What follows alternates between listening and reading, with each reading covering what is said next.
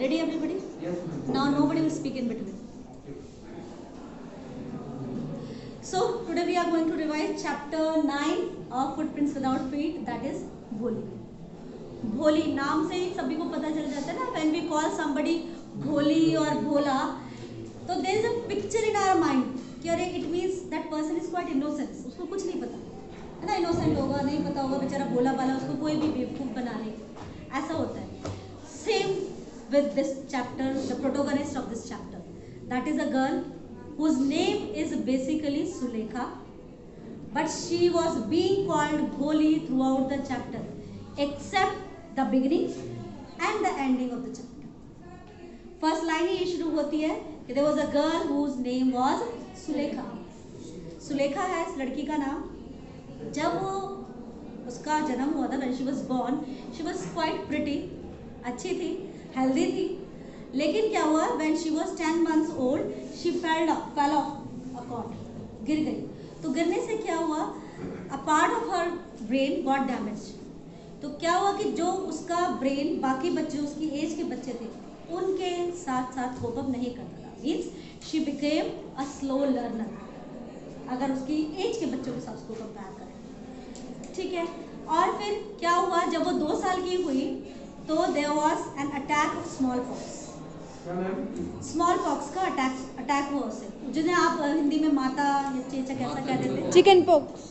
That is chicken pox is चेचक. हम small pox की बात करते हैं, वो छोटे छोटे दाने हो जाते हैं माता को. तो उससे क्या हुआ, वो इतना बुरी तरीके से उसके ऊपर अटैक हुआ कि except her eyes, her whole face was covered with those marks, and those marks are called pock marks. देखने में अच्छी थी, हेल्दी भी पैदा हुई थी, लेकिन क्या हुआ, अनफॉर्चुनेटली उसका फॉर्चून अच्छा नहीं था कि उसको पोक मार्क्स हो गए, इससे उसकी फिजिकल अपीयरेंस खराब हो गई. दूसरा, उसके ब्रेन का डैमेज हो गया एक हिस्सा, तो थोड़ा सा उसने बोलना भी शुरू किया लेट से, और जब बोलना शुरू भी किया देन शी स्टार्टेड स्टमर करने लगी, हकलाने लग गई. तो जब अब बोलना शुरू किया लेट, जब भी बोलती थी तो रेस्ट ऑफ द पीपल और बच्चे जो थे उसको देखकर उसकी हंसी उड़ाते थे सुनकर.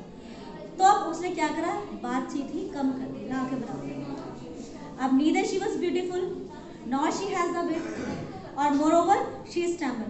तो nobody was interested to talk to her. कोई भी नहीं चाहता था उससे बात करना. And she was the neglected child of her family. और भी बच्चे थे, उसके फादर का नाम था mister Ramlal, who was a नंबरदार इन अ विलेज. उससे उसकी 3 सिस्टर्स थी. बड़ी राधा थी सबसे बड़ी, जिसकी शादी ऑलरेडी हो चुकी थी. दूसरी बेटी थी मंगला, उसका शादी भी मतलब रिश्ता हो चुका था, she was about to get married. तीसरी थी चंपा, चंपा ही थी ना, हाँ. और चौथी ये थी. इसके अलावा इनके 2 ब्रदर्स थे. अब that time, during that time, girls were not allowed to go to school. ये अच्छा नहीं माना जाता था कि लड़कियां पढ़ें. तो same with these girls, they were not sent to school. जो उनके भाई थे उनको पढ़ाया गया, और जब उन्होंने विलेज स्कूलिंग पूरी कर ली तो उनको सिटी भी भेजा गया पढ़ने के लिए आगे. खाने पीने की वेल टू डू फैमिली थी, खाने पीने की कोई कमी नहीं थी, लेकिन फिर भी बिकॉज भोली वॉज अ नेग्लेक्टेड चाइल्ड, वो वीक भी रही, स्लो लर्नर भी रही, और अपीयरेंस भी अच्छी नहीं थी. तो nobody take care of whether she has taken a bath और नॉट. उसके कपड़े साफ सुथरे हैं या नहीं, अगर वो फट गए हैं तो उनको मैंड की ज़रूरत है या नहीं, ठीक किए जा सकते हैं तो नहीं. तो she was completely a neglected child. एक दिन अब क्या होता है कि उनके विलेज में एक प्राइमरी स्कूल ओपन होता है फॉर गर्ल्स ओनली. तो 2 तहसीलदार came to inaugurate that school, और द तहसीलदार told her father mister Ramlal कि being a government official representative in the village, you should set an example by sending your daughters to school. Although it was not good for those times कि आप लड़कियों को school भेजो. तो now he became afraid of losing his job as well, क्योंकि अब boss ने कह दिया, बॉस की बात तो माननी पड़ेगी. तो although he was not in favor of sending girls, घर आता है, अपनी वाइफ को बताता है कि भाई ऐसे ऐसे मुझे बोला तहसीलदार ने, what to do now. तो his wife also cried out कि no, it can't be done. ऐसे कैसे भेज सकते हो, अगर if you are going to send your daughters to school, who is going to marry them, nobody will marry them, तो don't send. फिर on the other hand they were afraid of losing the job. तो फिर उसकी wife ने बोला कि okay I have an idea, what we do, will send Bholi to school because she is neither beautiful nor she has wit, तो she is not going to get married, तो it's better to save your job, let's do one thing, send her to school. तो now it has been decided कि Bholi has to be send school. अभी तक उसकी सारी बहनों की शादी हो चुकी थी। अभी तक क्या था, उसको हैंड में डाउन क्लोथ्स मिलते थे, जो भी उसके बहनों के थे वो उसको मिलते जाते थे कपड़े। आज जब उसको स्कूल जाने की तैयारी की जाने लगी तो उसके फादर ने बोला कि do one thing, give her a bath, इसके बाल वाल अच्छे से बांधो और इसको अच्छे से ड्रेसअप कर दो ताकि बाहर जाके कोई ये ना कहे कि कौन सी फैमिली से उठकर आ गई है। तो उसकी मदर ने यही करा, उसको रेडी किया। अब वो रेडी हो रही थी, उस टाइम उसके मन में एक बात थी कि she is going such a place where she is going to have some importance, क्योंकि आज से पहले कभी किसी ने उसको ध्यान नहीं दिया कि उसके कपड़े साफ सुथरे हैं, वो नहाई है या नहीं, लेकिन आज उसको रेडी किया जा रहा, तैयार किया जा रहा है। हालांकि आज भी जो उसको ड्रेस मिला वो उसके सिस्टर का था, लेकिन वो साफ सुथरा था, नीट एंड क्लीन था। अभी दिमाग में ये सब बातें चल रही थी, इतने में रामलाल उसका हाथ पकड़ता है और उसको ले जाने लगता है school. And now she got afraid. अब उसको ये डर लगता है कि थोड़े दिन पहले क्या हुआ था, फ्यू डेज बैक उनकी जो काऊ थी लक्ष्मी, उसको भी ऐसे नहला धुला के तैयार करके ले जाया गया और उसको मार्केट में जाकर बेच दिया और वो कभी वापस नहीं आई। तो नाउ शी गॉट अफ्रेड कि अरे वो ना हो, those people are going to do the same thing with me. तो she started crying and she denied, no I won't go, I won't go. तब उसके फादर ने कहा कि oh stupid child, I am taking to the school, taking you to the school, why are you crying, why are you shouting. तो फिर भी उसको drag करता हुआ, क्योंकि उसके दिमाग में भी यही था, उसको ड्रैग करता हुआ स्कूल ले आया। हेड मिस्ट्रेस से मिले, उसने उसको हैंड ओवर कर दिया हेड मिस्ट्रेस को और वो वहाँ से चला गया, लेकिन that girl was still crying, there were tears in her eyes. और फिर उसकी जो हेड मिस्ट्रेस थी वो उसको उसकी क्लासरूम में ले जाने लगी। जब वो क्लासरूम में जा रही थी तो शी सॉ कि there are many rooms over there and girls of her age, many children of her age was sitting there. तो अब वो थोड़ा सा हैप्पी हुई कि हो सकता है इतनी सारी गर्ल्स हैं मेरी एज की, तो इनमें से कोई ना कोई तो मेरी दोस्त बन ही जाएगी। तो she took her to a room where the girls were sitting squatted on the mats on the floor, और उसको भी वहीं बिठा दिया गया। तो वॉल्स की तरफ वो देखती है, there were pictures on the wall, there were picture of a horse, goat, cow, parrot, mango orchard, तो there were the pictures of all those things on the walls। और अब उन वॉल्स पे पिक्चर्स को देख के उनको आइडेंटिफाई कर रही है कि ये काऊ तो बिल्कुल मेरी लक्ष्मी की तरह है, ये गोट बिल्कुल वैसी है जो हमारे गांव में है, और ये जो हॉर्स बिल्कुल वैसा ही है जैसे हॉर्स पर बैठकर तहसीलदार हमारे गांव में आया था स्कूल को इनॉग्रेट करने के लिए। अभी she was enjoying all those things. इतने में ही उसको एक आवाज़ आती है, और वो आवाज़ होती है उसकी टीचर की, जो पूछती है उससे व्हाट इज़ योर नेम। और वो आवाज़ बहुत काइंड है, बहुत जेंटल है। उसके साथ आज से पहले कभी भी किसी ने इतनी जेंटल और काइंड वॉइस में बात नहीं की। तो पहले तो वो सरप्राइज हो जाती है, और क्योंकि उसने इतना काइंडली उस लड़की से पूछा था कि व्हाट इज़ योर नेम, तो भोली ने सोचा कि मुझे बताना चाहिए अपना नाम, but somewhere she was afraid कि if she opens her mouth she starts stammering, rest of the students will laugh at her. फिर भी वो थोड़ी सी हिम्मत करती है और बोलती है। तो अभी भी वो पूरा नाम नहीं बोल पा रही है एक बार में, क्योंकि शी स्टैमर्स, तो कहती है भ इतना ही बोलती है। और पास में जो बच्चे हैं स्टार्टेड लाफिंग एट हर, तो वो बेचारी एम्बैरस हो जाती है, हेड डाउन करती है और रोने लग जाती है। But again her teacher was there, she encouraged her, उसको टैप करके बोलती है कि no, give your name, what is your name, बताओ, और don't hesitate and don't afraid. अगर तुम डरोगी नहीं, हेजिटेट नहीं करोगी, तो आई प्रॉमिस यू कि तुम जो भी बोलना चाहती हो वो एक बार में बोल दो। अब अगेन वो कहती है इतनी अच्छी लेडी है, ये मेरी बात पर नहीं हंसेगी, और ना ही हंसी। तो फिर वो अपना करेज मास्टर करती है और अपना नाम बता देती है। अब वो अपना नाम एक बार में ही पूरा बता देती है। अब वो हैप्पी होती है कि मैंने अपने एक बार में ही नाम बता दिया। तो टीचर फिर उसको मोटिवेट करते हुए कहती है कि देखा, I told you, you can. तो नाउ शी वॉज हैप्पी। अब उसकी टीचर उसको एक बुक देती है, उसमें अल्फ़ाबेट्स होते हैं, पिक्चर्स होती हैं, और उसको कहती है कि ये बुक तुम लेकर जाओ और तुम इसको पढ़ना शुरू करो, बट प्रॉमिस मी तुम डेली स्कूल आओगे, क्योंकि एक दिन ऐसा आएगा कि जब तुम इस विलेज में सबसे समझदार और सबसे पढ़ी लिखी लड़की हो जाओगी, then these people by their own will come to you and talk to you. लेकिन तुम्हें उसके लिए प्रॉमिस करना होगा कि तुम्हें डेली स्कूल आना है। तो शी सेड ओके। और वो कहती है अब ये बुक जब कंप्लीट कर लोगे then I will give you a bigger one. जब वो बुक कंप्लीट कर लोगे then I will give you bigger than that. तो ये बट तुम्हें डेली स्कूल आना है। बहुत खुश होती है, स्कूल ओवर हो जाता है। जैसे ही स्कूल से बाहर निकलती है there was change in her thoughts, क्योंकि अब उसको सब कुछ अच्छा लग रहा है। Now she is not no more a neglected child. Her teacher is there with her, जिसने उसको मोटिवेट किया, उसको एनकरेज किया कुछ सीखने के लिए। तो अभी क्या होता है, तुम लोगों ने मूवीज में देखा होगा, कोई रोमांटिक सा सीन आता है तो दिखता है वहाँ वायलेंस बज रहे हैं, फ्लावर्स ब्लूम हो रहे हैं, थोड़ा एनवायरनमेंट चेंज हो गया।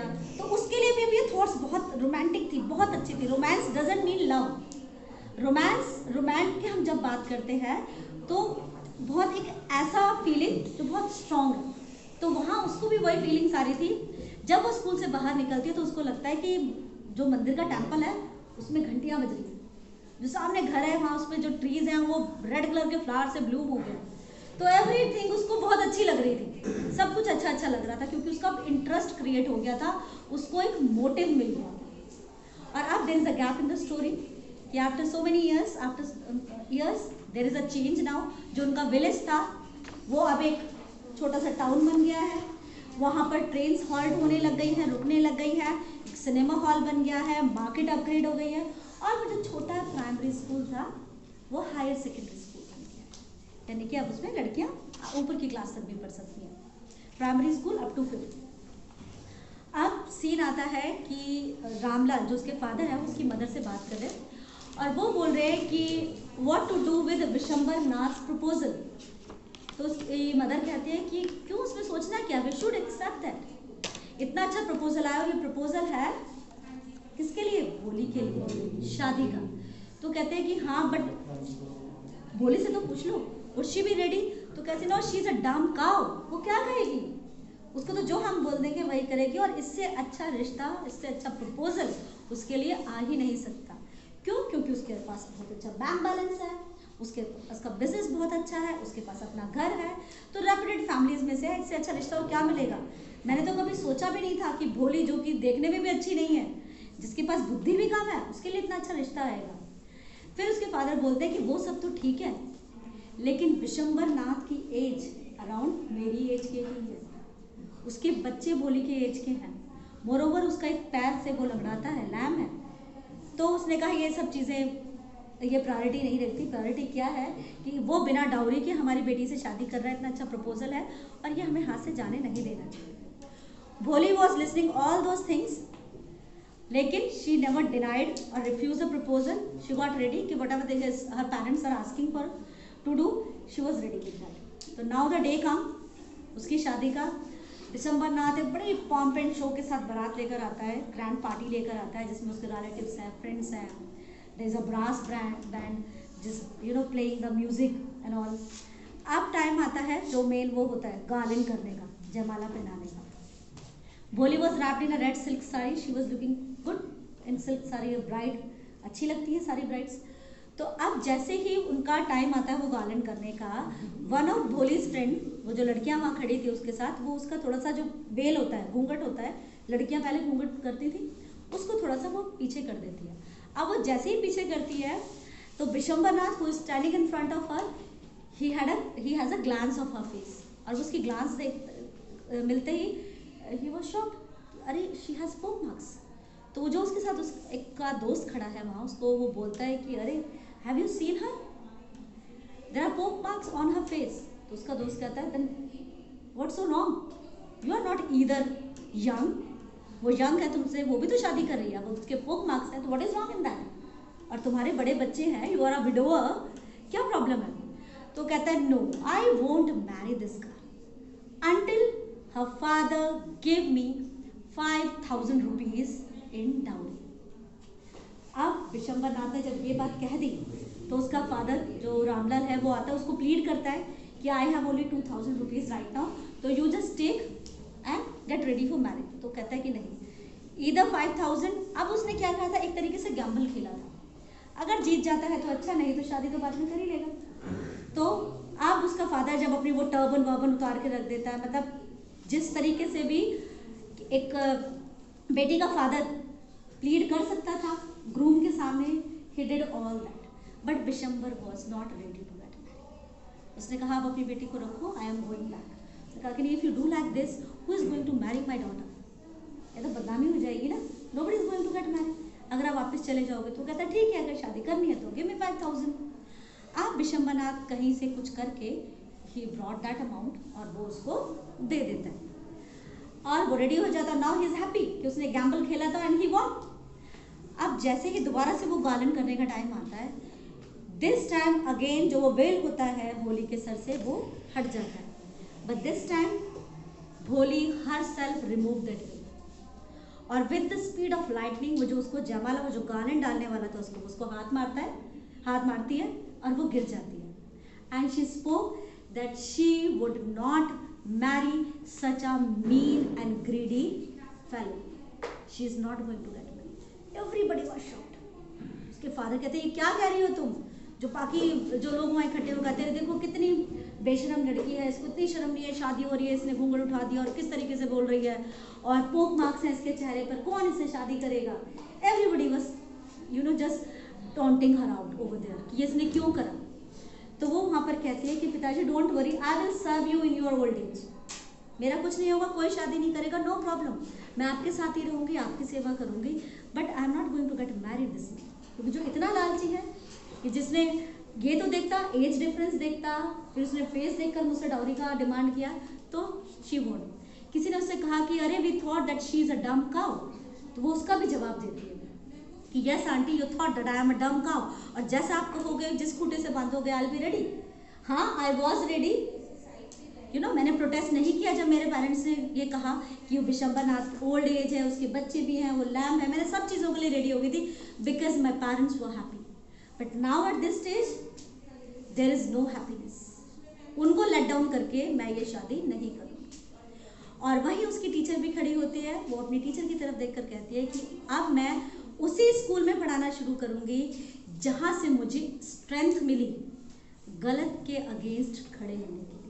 तो अपनी टीचर की तरफ देखती है तो हर टीचर ऑल्सो जो अभी वहाँ पर खड़ी थी, सब कुछ देख रही थी, she was very happy. She said yes Bholi you can. And now she is no more Bholi.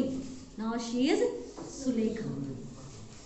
The first line we read this word Sulekha, and at the end she was happy कि Sulekha now really a Sulekha, not a Bholi girl. उसको समझ में आ गया था what is wrong and what is right. This is what a teacher expected from the students. और अभी उसकी teacher की आंखों में ऐसा स्पार्क था जैसे कि उस आर्टिस्ट की आंखों में होता है जिसने अपनी लाइफ का एक मास्टरपीस बनाया and everybody is praising that. वो उतनी ही खुश थी, वो उतनी ही प्राउड फील कर रही थी कि जो वो भोली को बनाना चाहती थी, एट द एंड भोली इज लाइक दैट ओनली। उसके अंदर वो करेज आ गया, वो स्ट्रेंथ आ गया कि वो किसी भी बुराई के, किसी भी गलत काम के अगेंस्ट खड़ी होकर शी कैन स्पीक। और this is expected from we human beings, we are learning daily ना कि we should not accept the wrong things, घुटने नहीं टेक देने चाहिए। If you see something wrong, raise your voice against that. If you are correct, if you are right at your thing, fight for that. हाँ, and this is the message of the chapter. First, the dowry, which has been discussed. We should not take and give dowry because it's a stigma on our society. And earlier and now the scenario got changed, but still somewhere in our society, अभी भी कहीं ना कहीं ऐसा है कि अगर लड़की देखने में थोड़ा सा प्रिटी नहीं है या कुछ और चीज़ है, उसके घर वालों के पास डाउरी नहीं है देने के लिए, तो कोई भी बड़ी एज का वो विडोवर हो, उसके साथ वो अपनी बच्चे की शादी करने के लिए रेडी है। But now girls are getting educated, they are self-dependent, they don't need anybody else to stand for them, they can speak for their rights, they know what their rights are and they should speak. And this is also expected from boys as well. Whatever rights boys are having, same rights the girls are having. Both of you people have to raise your voice for the right thing only. This is the message of the chapter. Thank you.